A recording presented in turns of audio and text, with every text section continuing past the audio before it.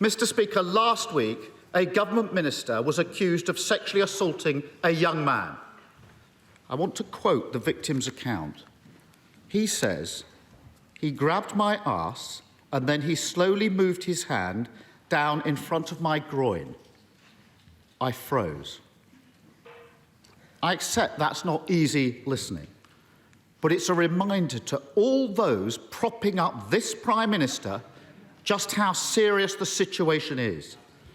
He knew the accused minister had previously committed predatory behaviour, but he promoted him to a position of power anyway.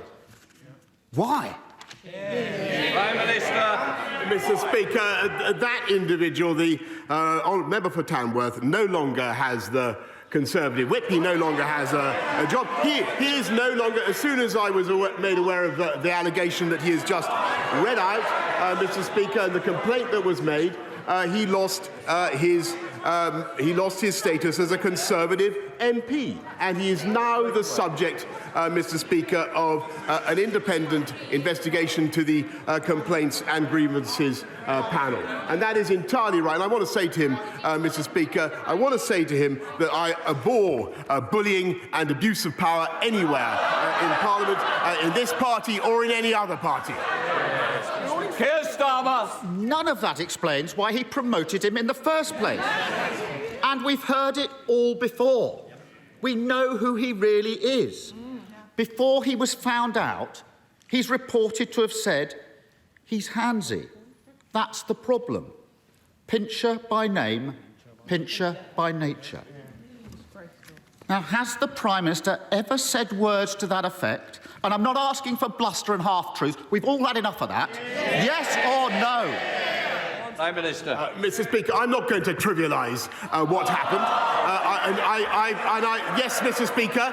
Yes, Mr. Speaker, I'm not, because the very serious complaints have been raised against the member for Tamworth, and they're now being investigated, Mr. Speaker. It is true that a complaint was raised when he was in the Foreign Office, and the matter was resolved. It's absolutely true. It's absolutely true, Mr. Speaker, that it was raised with me. I greatly regret that he continued in office, and I've said that.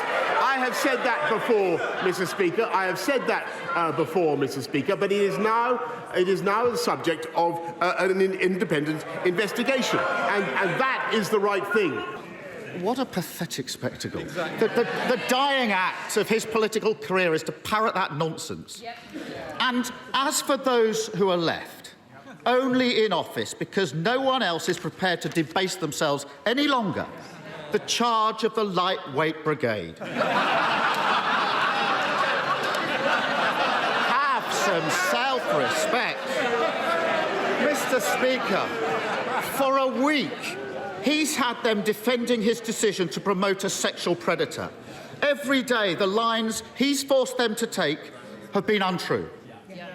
First, that he was unaware of any allegation. Untrue. Then he was unaware of any specific allegation. Untrue. Then he was unaware of any serious specific allegation. And now he wants them to go out and say that he simply forgot that his whip was a sexual predator. Anyone with anything about them would be long gone from his front bench.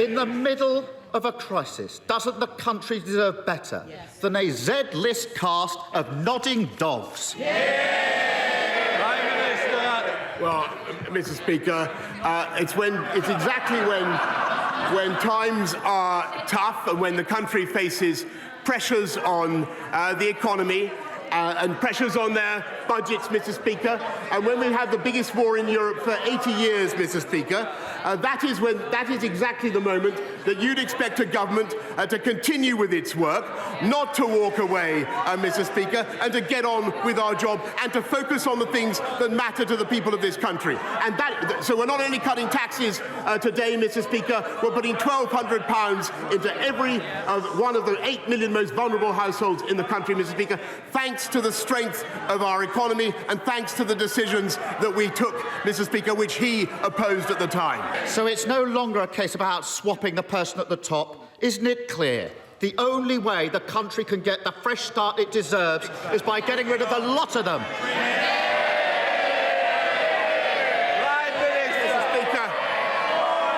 Mr. Speaker, the difference between this. We've got to get through Prime Minister's questions. Prime Minister. Mr. Speaker, the difference between this government and that opposition is we have a plan and they do not.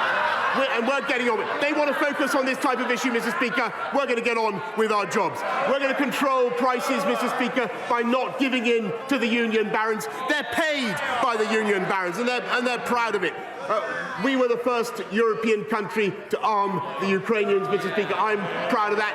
And those guys, Mr. Speaker, the party opposite, not only do they want to put Mr. Corbyn into number 10, the member for Islington North, but 8 of them, including the shadow foreign secretary, the shadow deputy leader, and 6 others voted to get rid of our independent nuclear deterrent, Mr. Speaker. Today we are cutting taxes, we're helping 500,000 people into work, and thanks to the strength of our economy, we're helping people up and down the country, and we are going to continue to deliver on the mandate I was given. Hang on in there, Mr. Speaker, that's what I'm going to do. And can't.